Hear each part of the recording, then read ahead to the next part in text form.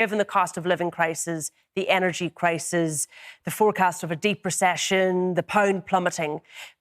Is there hope that she will not want to start a trade war with the EU at this time?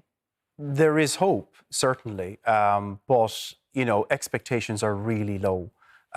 You have to appreciate that this is the fourth Prime Minister now that Britain has had in 6 years. And, I mean, Nicola Sturgeon, I think, was tongue-in-cheek when she congratulated Liz Truss, saying that she would try and have a cooperative relationship with her, as she has tried to have with the previous three Prime Ministers. In other words, I'm still standing and there's, you know, 4 Prime Ministers have come and gone. There was a YouGov poll conducted in Britain last week, and it showed that 12% thought that she would be a good or great Prime Minister. 12. Actually, only 2% thought she would be great. So actually, one of her big challenges now is trying to convince the British public. Oh, absolutely. And change opinion there. I mean, you know, 2 months was spent during all these calamitous events, the war in Ukraine, the rising energy crisis, to appeal to a tiny selectorate. The amount of people who voted for her, 80,000, constitutes 0.1% of the British electorate. So they have been persuaded, not by an overwhelming majority, but the majority of a parliamentary party. She wasn't the first choice.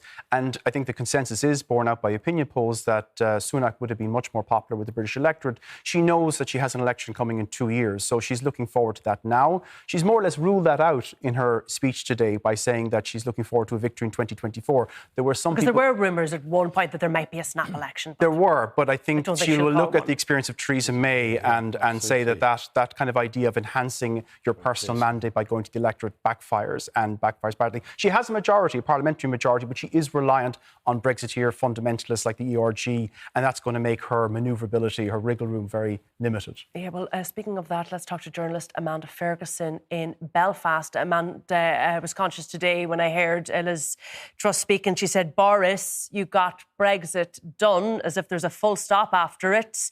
Would people in Northern Ireland agree?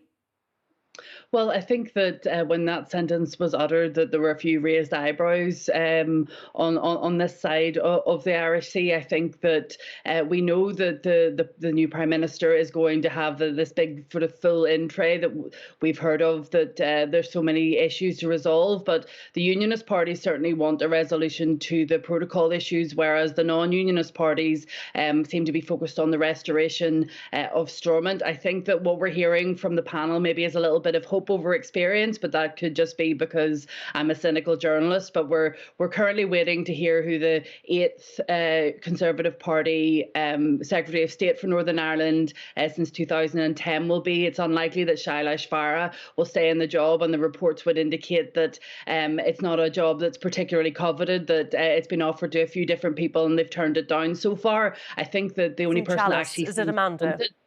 I think the only person that really seems to want it is Conor Burns, who's Belfast born. He's the Minister of State within the NIO at the moment, but it's not clear whether or not he'll receive that. I think we're going to have to wait to see who is offered up, who wants the job, and how seriously Liz Truss is going to rank Northern Ireland or the North in her list of priorities, because she's going in, as you said, to this cost of living crisis and the energy issue. And then also the muddling factor on top of that is the fact that the North is in a different energy market to the rest of the UK. So what will apply there won't necessarily apply here. And what was interesting too was there was no real mention, was there, today? In fact, there was no mention at all in her speech about the protocol and how she was going to address that. I wonder what impact that had on the DUP, who I'm sure at one point would have thought if we could get Liz Truss into the PM's chair, things would look up for us.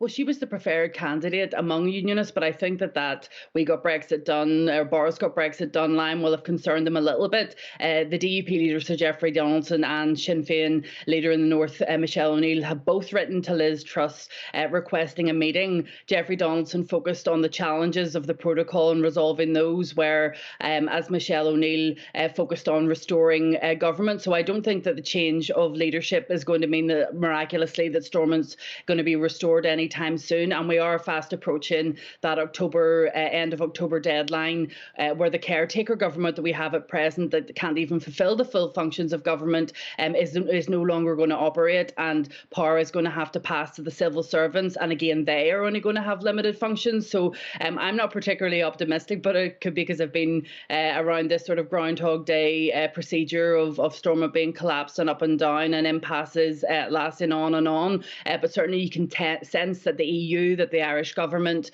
that the parties that are concerned about the North and the protocol are really trying to reset relationships. And as I said, it does sound a little bit like hope over experience, but we'll have to see what happens.